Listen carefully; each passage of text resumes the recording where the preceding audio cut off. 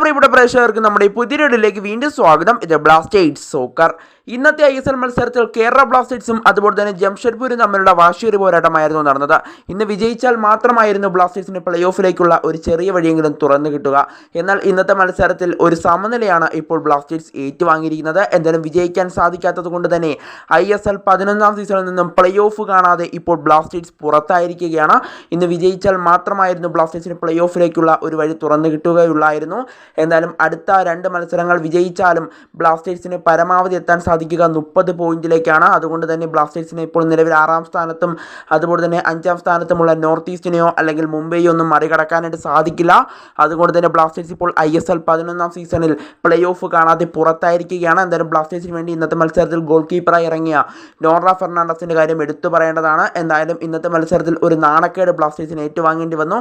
ഇന്നത്തെ മത്സരത്തിൽ ജംഷഡ്പൂർ അവരുടെ താരങ്ങളല്ല അവർക്ക് വേണ്ടി ഗോൾ അടിച്ചത്. മിലോസിൻ്റെ ഒരു സെൽഫ് ഗോളാണ് ബ്ലാസ്റ്റേഴ്സിന് ഇന്നത്തെ മത്സരത്തിൽ തിരിച്ചടിയായത്. കൂടാതെ കോറു സിംഗ് ആയിരുന്നു ബ്ലാസ്റ്റേഴ്സിന് വേണ്ടി ആദ്യം ലീഡെടുത്തത്. പിന്നീട് മത്സരം തീരാൻ നിമിഷങ്ങൾ മാത്രം ബാക്കി നിൽക്കുകയായിരുന്നു മിലോസിൻ്റെ സെൽഫ് ഗോൾ വന്നത്. എന്തായാലും ആ സെൽഫ് ഗോളാണ് ബ്ലാസ്റ്റേഴ്സിന് വലിയ രീതിയിൽ തന്നെ ഇപ്പോൾ തിരിച്ചടിയായിരിക്കുന്നത്. ഇനി സീസണിൽ 2 മത്സരങ്ങൾ മാത്രമാണ് ബ്ലാസ്റ്റേഴ്സിന് ബാക്കിയുള്ളത്. അത് മുംബൈക്കെതിരെയും അതുപോലെ തന്നെ ഹൈദരാബാദിനെതിരെയുമാണ്. എന്തായാലും നല്ല രീതിയിൽ തന്നെ ഈ സീസൺ അവസാനിപ്പിക്കാനായിട്ട് അടുത്ത 2 മത്സരങ്ങൾ ബ്ലാസ്റ്റേഴ്സിന് വിജയിക്കാം എന്നത് മാത്രമേ ഇപ്പോൾ ഉള്ളൂ. എന്തായാലും പ്ലേ ഓഫ് കാണാതെ ബ്ലാസ്റ്റേഴ്സ് ഇപ്പോൾ നിലവിൽ പുറത്തായിരിക്കുകയാണ്.